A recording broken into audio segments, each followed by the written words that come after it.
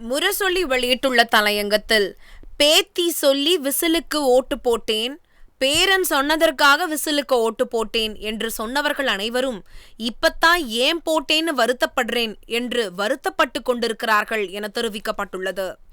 சமூக வலைதளங்களில் இது போன்ற பேட்டிகளை அதிகம் பார்க்க முடிகிறது.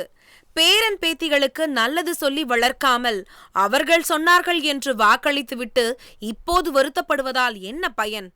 அந்த அளவுக்கு குழந்தைகளை தூண்டினார் விஜய். தனது இத்தனை ஆண்டு கால சினிமா புகழை முதலீடாக போட்டார் விஜய். அவர் கட்சி ஆரம்பித்தது வேண்டுமானால் 2 ஆண்டுக்கு முன்பாக இருக்கலாம். ஆனால் மக்களை மயக்கத் தொடங்கி பல காலம் ஆகிவிட்டது.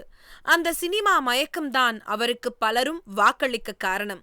அதிலும் குறிப்பாக குழந்தைகளை தனது பேச்சில் அதிகமாக தூண்டினார். நீங்கள் உங்கள் அப்பா அம்மாவை வாக்களிக்க வையுங்கள், இந்த ஒரு தடவை எனக்கு வாய்ப்பளிக்க சொல்லுங்கள் என்று குழந்தைகளை தூண்டினார் விஜய். இது மனரீதியான தாக்குதலாகும், அதுவும் குழந்தைகள் மீது செய்யப்பட்ட தாக்குதலாகும் என முரசொலி குறிப்பிட்டுள்ளது. குழந்தைகளுக்கு, சிறுவர்களுக்கு அது தேர்தலுக்காக கேட்கப்படும் வாக்கு என்றே தெரியாது. அவர்களுக்கு பிடித்த ஒருவர் ஏதோ கேட்கிறார், அதை செய்ய வேண்டும் என்பது மட்டுமே அவர்களுக்கு புரிந்திருக்கும். சக்திமானை பார்த்து அவர் செய்வது போலவே மாடியிலிருந்து குதித்து இறந்த சிறுவர்களை பார்த்துள்ளோம். அது போன்ற பொய்மானை பார்த்து சிறுவர் சிறுமியர் செய்த செயலாகவே இதை பார்க்க வேண்டியிருக்கிறது. தேர்தல் பிரச்சாரத்தில் தாவேக சார்பில் குழந்தைகளை பயன்படுத்தியது தவறு என்று சொல்லி சென்னை உயர்நீதிமன்றத்தில் வழக்கு தொடரப்பட்டுள்ளது. கடலூர் மாவட்டம் புவனகிரியை சேர்ந்த வழக்கறிஞர் வாசுகி சென்னை உயர்நீதிமன்றத்தில் இது தொடர்பாக வழக்கு தாக்கல் செய்துள்ளார். நடந்து முடிந்த சட்டசபை தேர்தல் பிரச்சாரத்தில் பேசிய விஜய் குழந்தைகளை தூண்டும் வகையில் பேசினார். நீங்கள் உங்கள் பெற்றோரிடமும் அண்ணன் அக்காவிடமும் சொல்லுங்கள் என்று சொன்னார். இது தேர்தல் நடத்தை விதிமீறலாகும் என்று மனுவில் குறிப்பிட்டிருந்தார். நீதிபதிகள் சுவாமிநாதன், லட்சுமி நாராயணன் ஆகியோர் அடங்கிய அமர்வு முன் விசாரணைக்கு வந்தது. தாவேக சார்பில் வாதிட்ட வழக்கறிஞர் வெறும் செய்திகளின் அடிப்படையில் மனுவை தாக்கல் செய்துள்ளார்கள் என்று சொல்லியிருக்கிறார். வெறும் செய்திகளின் அடிப்படையில் அல்ல, விஜய் பேசிய பேச்சுகள் ஆதாரமாக உள்ளது. வீட்டில் இருக்கும் குட்டி நண்பா நண்பீஸ், விஜய் மாமாவுக்கு ஓட்டு போட சொல்லுங்கள், உங்கள் பெற்றோரையும் ஓட்டு போடும் வயதில் இருக்கும் அண்ணா அக்கா சித்தி சித்தப்பா எல்லோரையும் விசில் சின்னத்துக்கு ஓட்டு போட சொல்லுங்க என்று விஜய் பேசிய ஆதாரம் போதாதா? தேர்தல் முடிந்து முதலமைச்சராக பொறுப்பேற்ற மேடையிலும் குழந்தைகள், சிறுவர் சிறுமியருக்கு நன்றி சொன்னார் விஜய். இந்த ஆதாரம் போதுமே.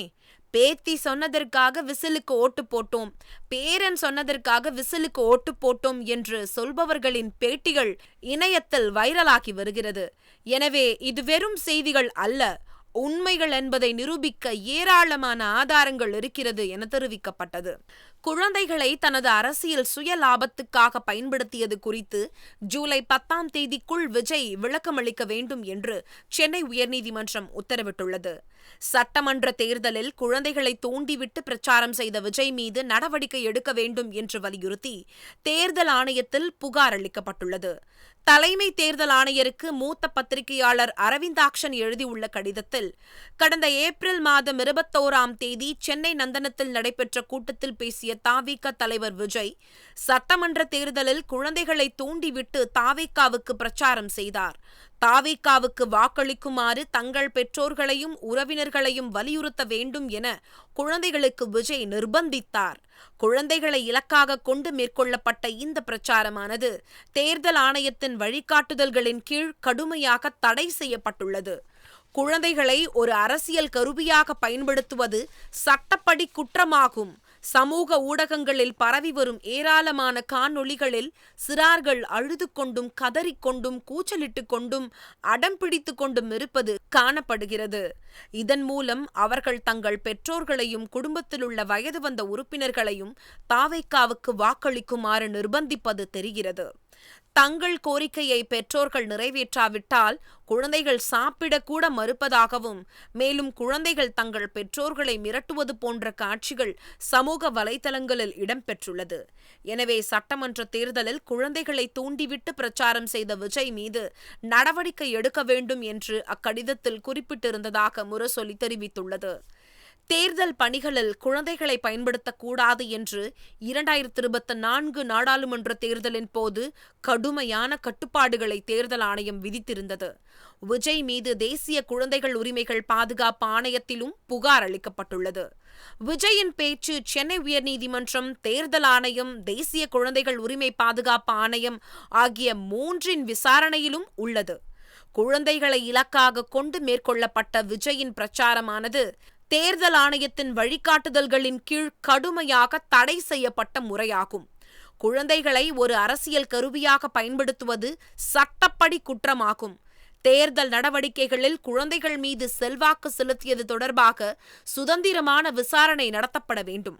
குழந்தைகளை கட்டாயப்படுத்துவது என்பது பிஞ்சு மனங்களின் மீது நடத்தப்பட்ட அரசியல் அச்சுறுத்தல் வன்முறையாகும் என முரசொலி தனது தலையங்கத்தை நிறைவு செய்துள்ளது.